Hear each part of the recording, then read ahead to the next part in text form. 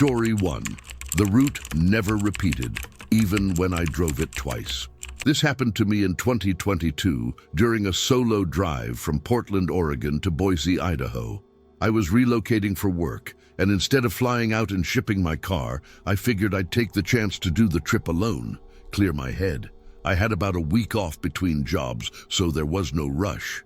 I mapped the most direct route through Highway 26, then to US 20, planning to stop at a cheap motel outside Burns for the night before finishing the rest of the drive the next morning. The first day went by normally. I left mid-morning with a full tank, snacks, and my playlist. There wasn't much traffic heading southeast out of Portland. Once I passed Bend, though, the towns got smaller and further apart. Gas stations became occasional rather than expected. It was after 6 p.m. when I realized the sun was dipping faster than I thought. The trees started to thin, replaced by wide plains. The road stretched into the distance without interruption, empty, quiet.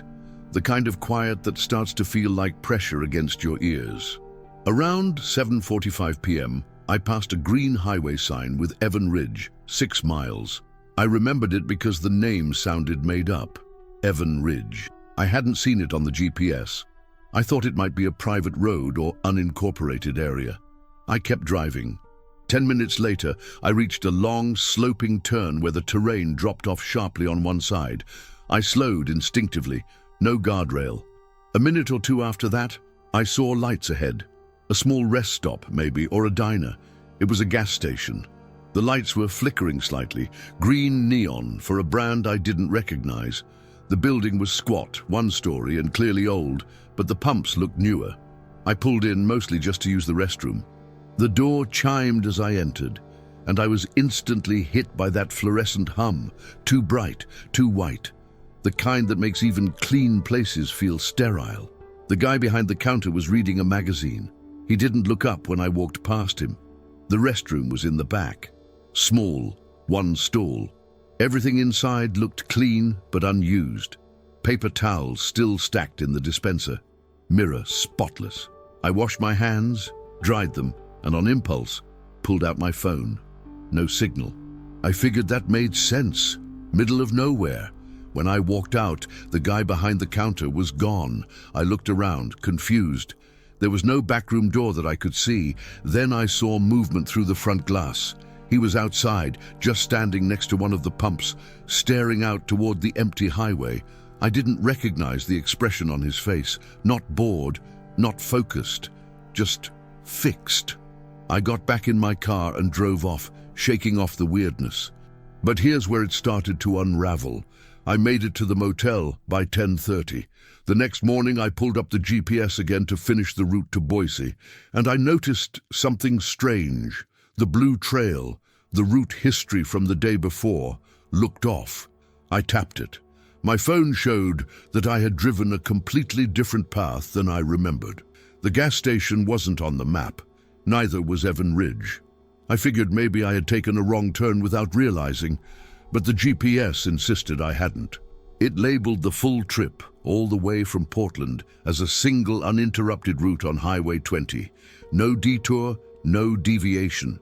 And yet I remembered the turn, the drop-off, the neon gas station. I could still picture the man's face. Out of curiosity, I tapped Re-Center Route and had it draw the same trip in reverse.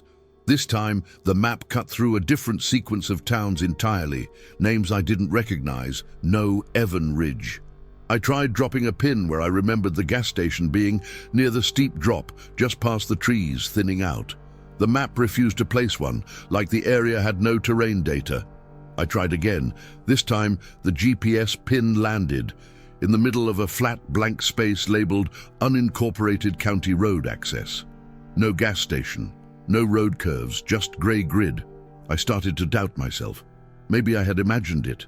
Maybe I was more tired than I thought. But something didn't sit right. That night, back in my hotel, I went through my photos. I always take random shots during long drives, road signs, clouds, my own dashboard. I found one from around sunset. The road was empty, no signs, just trees, but the timestamp put it at 7:49 p.m., right when I passed Devon Ridge. The second time I drove that route was about 6 months later. It wasn't intentional. I had to return to Portland for a family emergency and decided again to make the drive by car. I wasn't thinking about what happened the last time, at least not at first. The first half of the trip was uneventful, but once I got past Bend, I started to feel it again. The openness, the quiet. I kept looking for the same stretch, the sharp drop-off, the gas station. I wanted to find it. If I saw it again, I could prove it was real. And then, about 2 hours out from Boise, I saw a billboard. It was familiar, a simple design, faded blue, yellow trim, white block letters. Fuel up before the long stretch. It had a small graphic of a cartoon gas pump giving a thumbs up. I remembered it clearly. I had laughed at it the first time because of how outdated it looked. But the name was different. Before it had said Hillman Station. Now it said Guns Pit Stop. Same layout, same design, even the same dumb gas pump graphic. I slowed down as I passed it. The name change wasn't subtle. It was completely different. I was so confused I pulled over a few miles later and looked it up. Hillman Station didn't exist. There was no record of it in Oregon or Idaho. Guns Pit Stop, though, did exist. It was a tiny fuel station near a dead zone about an hour east of Bend. I got back on the road, more aware now, and then I saw it, the gas station, the same green flickering light, same squat building. But this time the sign read, Guns Pit Stop. The interior was identical. I pulled in, parked. When I entered, the chime rang again. No one behind the counter. This time I walked slowly, checking for cameras or signs. Everything was just like before. And then I saw the bathroom door was cracked open. Inside, the same layout, but someone had written on the mirror in what looked like dry erase marker. 4 words. Why did you return? No one else was inside. I left immediately. Didn't even stop to pump gas. I didn't take a single photo that day. I didn't want to know if they'd come out wrong. When I got back to Boise, I started researching. It wasn't just to calm my nerves. I needed to find some explanation, some foothold. I found articles about topographic drift, about route memory errors, about how stress, fatigue, or repetition can rewire our spatial recall. Some studies even suggested that highway hypnosis, that trance-like state you can slip into on long drives, can cause false memories or route overlap. It was where 2 trips start to blend into one in your mind. I could accept that, except for one thing, the dash cam. I had it running both times, but I almost never review the footage, only if there's a crash or incident. After the second trip, though, I was curious. I pulled the SD card and loaded it onto my laptop. The second drive looked normal until about an hour out from Boise. Then the file corrupted, just stopped. No crash, no error message. It simply cut off mid-frame. The timestamp read 7:39 p.m. I checked the previous clip, the one from before that. It ended cleanly, but then there was one last file. It was only 15 seconds long, no video, just a black screen. The audio worked, though. It was my voice, very faint, very slow. I sounded like I was whispering, or like I was talking in my sleep. I said one sentence, "Don't take this road again." I have no memory of saying it. I've played it back dozens of times. I've run it through audio filters, tried to isolate background noise. Nothing, just my voice, flat, quiet, final. I haven't driven that way since. I fly now, but I still check the GPS sometimes, and Devon Ridge still doesn't exist. Story 2. The man I kept passing, but never overtook. This happened to me in the summer of 2021. I was driving from Denver to Salt Lake City to visit my sister. I'd made the drive before. It's long but not complicated. A solid 7 to 8 hours along I-80, mostly straight stretches of desert and hills. I left around 3 p.m., which I now regret. By the time the sun started setting, I was still deep in the Utah Basin. That part of the drive feels endless. The kind of terrain that looks the same in every direction. Low brush, flat sky, barely any curves in the road. Around 7:30 p.m., I passed a man walking along the shoulder. It stood out immediately. There was no town or rest stop for miles. No car broken down nearby, just him, walking steadily westward, in the same direction I was heading. He wore a long tan coat, the kind that flaps open as you move, and carried what looked like a small duffel bag slung low across one shoulder. His hair was shoulder length and black. It looked wet, or maybe just heavy with sweat. His stride was slow, deliberate. I passed him, didn't think much of it. 10 minutes later, I passed him again.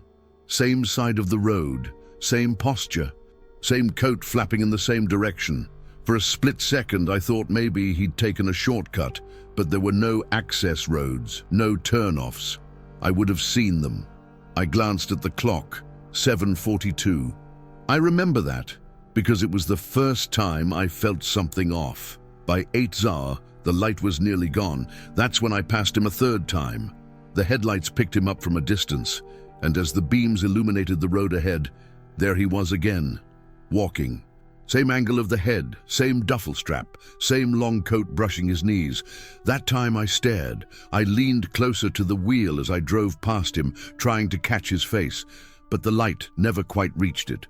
I started scanning the shoulder every mile, looking for him, not out of curiosity anymore, more like a compulsion, like once you've lost something and you're sure it has to still be in the room. At 8:14, I passed him again. The only difference now was the speed of my heartbeat. I slowed down slightly, glancing in the rearview mirror after I passed, but the road behind me was empty. I started running through possibilities. Had I doubled back somehow? Was the GPS rerouting me in a loop? I tapped the screen. The route was uninterrupted, a clean westward arc across the desert, no loops, no reroutes. At 8:21, I passed him again. This time, I noticed his gait. It wasn't just steady, it was identical. Every time I passed him, he was mid-step, right foot forward, head at the same tilt. I realized it looked less like someone walking and more like someone repeating, like a piece of film played over and over. The 6th time, I rolled down my window as I passed.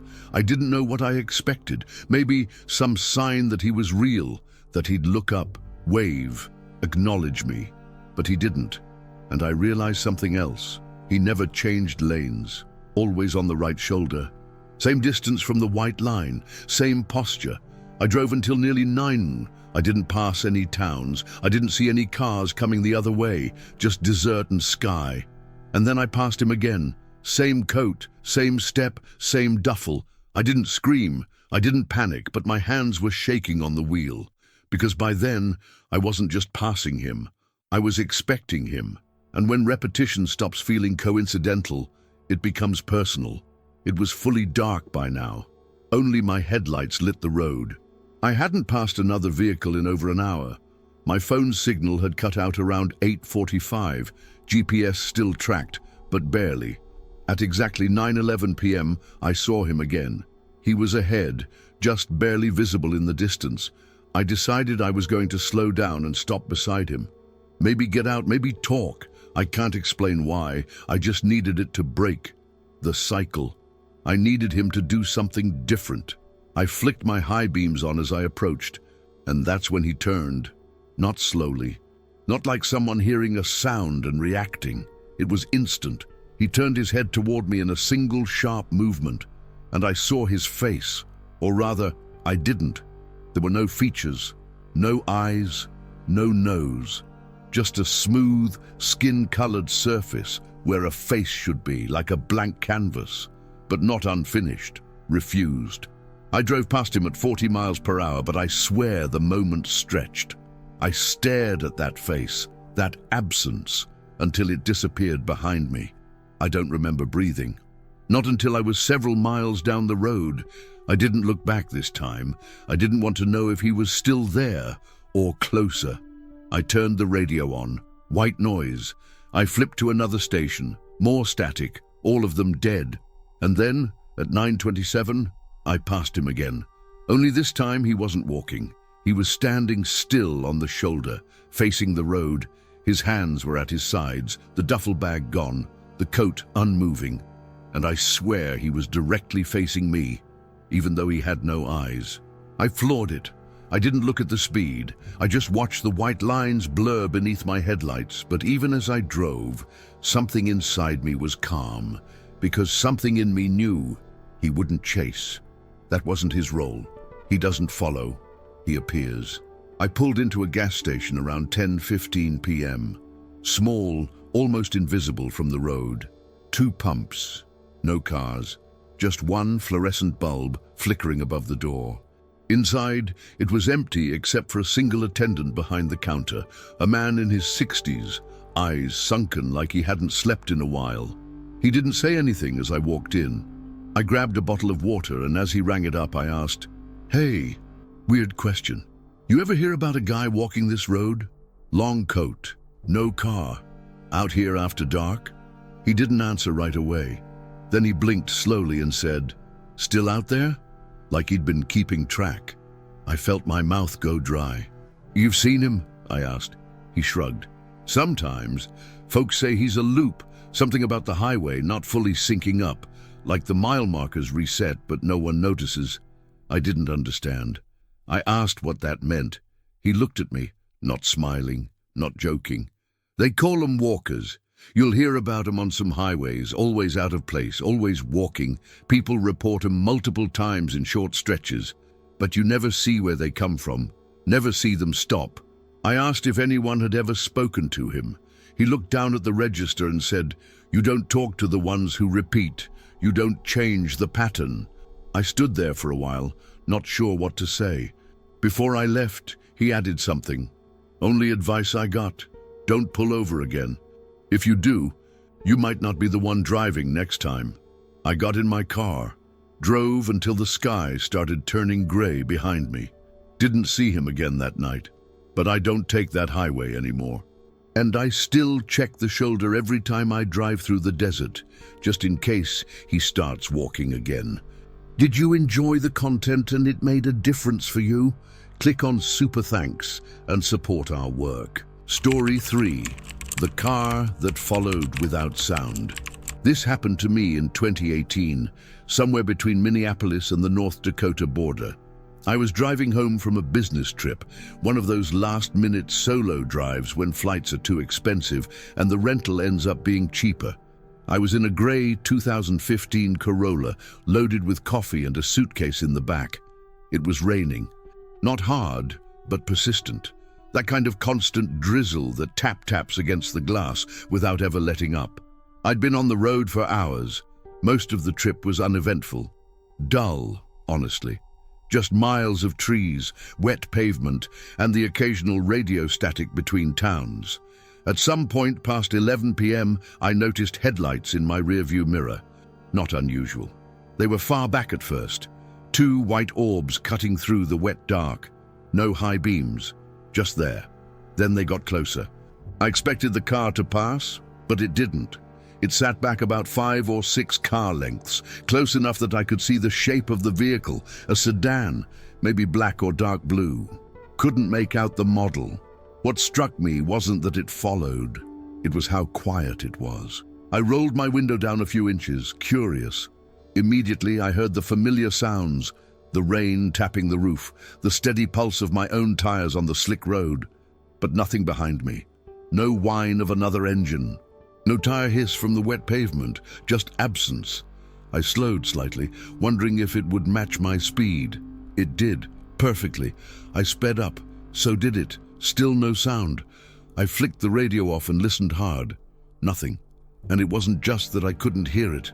It was that I should. We were the only 2 cars on that stretch. The night was still. The rain wasn't loud. But the space behind me was silent. Like something was muting it. True fear doesn't always scream. Sometimes it subtracts. I kept driving. 20 minutes passed. The car stayed the same distance behind me, never closer, never farther. I tried to ignore it. I told myself it was nothing, that maybe my hearing was off, or maybe the road was absorbing sound in a weird way.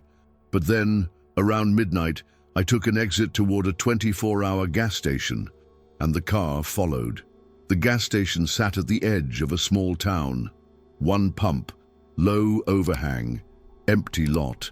I pulled in, parked at the farthest pump, and glanced behind me. The dark sedan pulled into the lot, but didn't approach the pumps. It idled on the far side of the lot. No lights, no movement. I stepped out. The rain had slowed to a mist. The air was cool. Inside, the station was empty.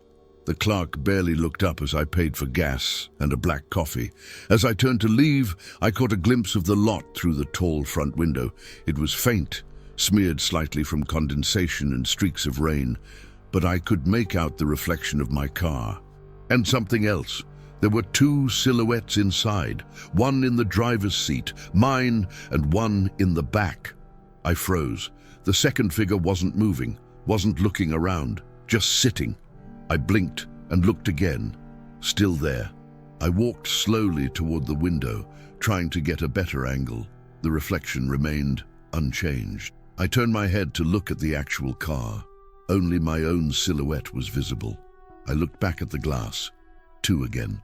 Same positions. Same stillness. I backed away from the window. The clerk didn't say anything. I didn't fill the tank. I just got back in the car. Nothing in the back seat. I checked.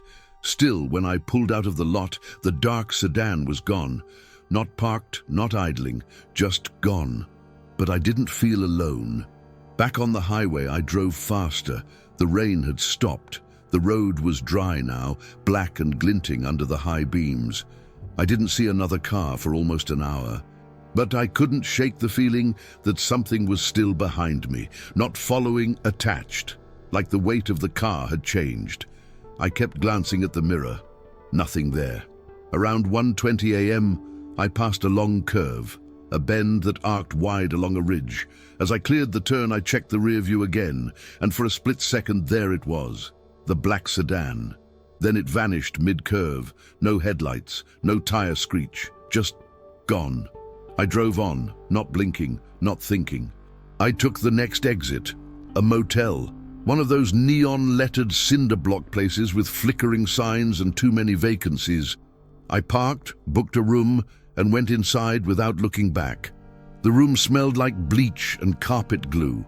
I dropped my bag and didn't even shower, just collapsed onto the bed, and that's when I realized something. The sheets were damp, not humid, soaked, like someone had been lying there soaked through.